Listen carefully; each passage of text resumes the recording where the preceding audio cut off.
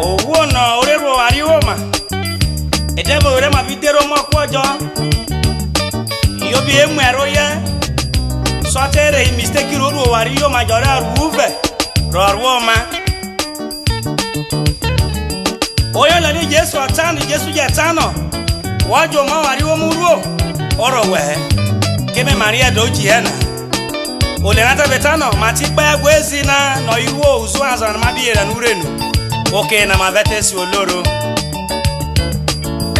Mati bo gwezi na yo.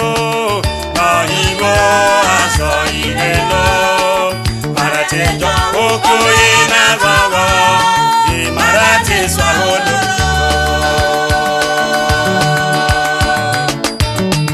Enya ote kro wen woja be mogaga. Ayetana wa kwala ubi udo tole.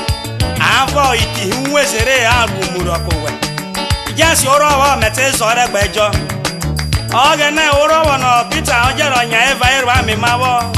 Ivie reho gagaranse. Re oke no baure rotike na. Mavesa ijuso.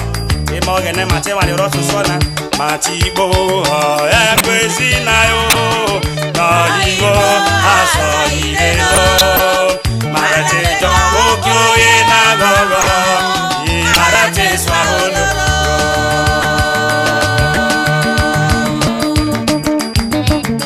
Organivie majo pense maire masifekere madikiega.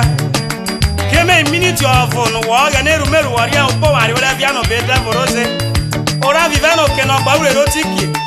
Yo biribo abano bifo. Ela by Christ avete gogo, avete soloro. If you go for my juice, I will not taste soloro.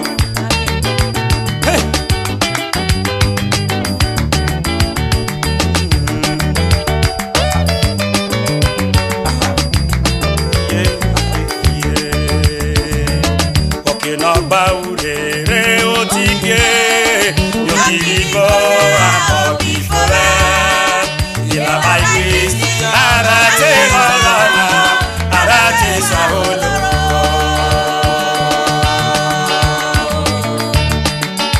Agana wosio bono mai roke driver wa e pane driver be mata so tu bona re maru ase sodoro de mate pu bioro ko busu no be bia he oloko oro mai ori owe ma wa ni ora bi bena ke no gba ure re otike ojigo apo bi fora de la high priest arate gogo arate saholo.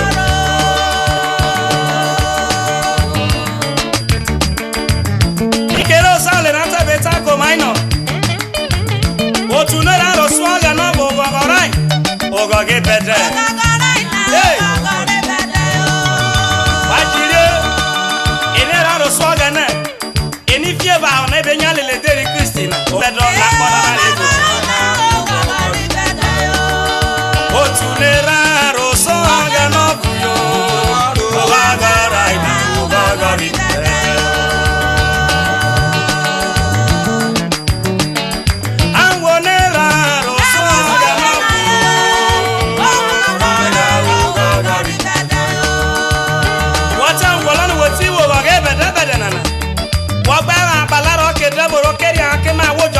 balake daboro keria ne daboro keritina ukware wa beta buko ga no ko ga na la ko ma be la ko we ko wala ba suye so ma no na la ko hey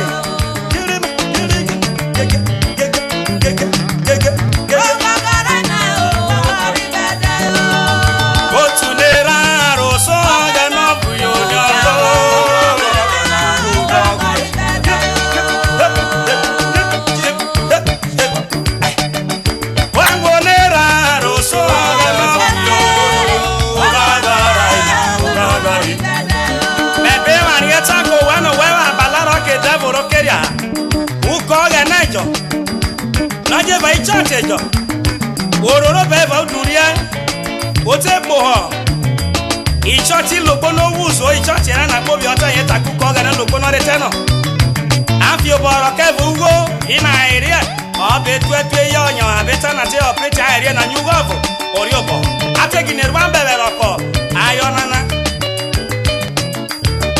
ambele na ru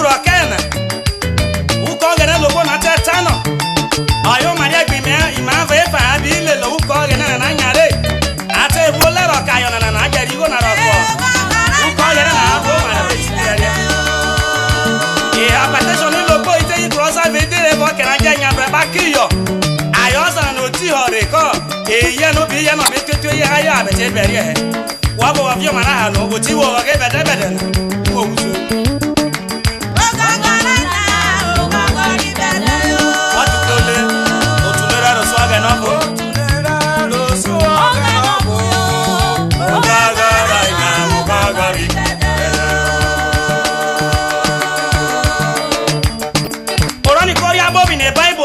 Itoga no rejo obi juju o aveni ani kemo tujo no anje va ugba wete ko ka obrube honu abebe ude bi uko ko Kristi wale dire no wero bo kara o ka obrube nu so hana o garere bible wewo ye ai wewo yeru meru ewege wari o maya obike panama be solo vie ivie fio bo ko mare ma se wo go ge bedena ango nega roso de mafuto atuke ya komolena abona le roso aga napo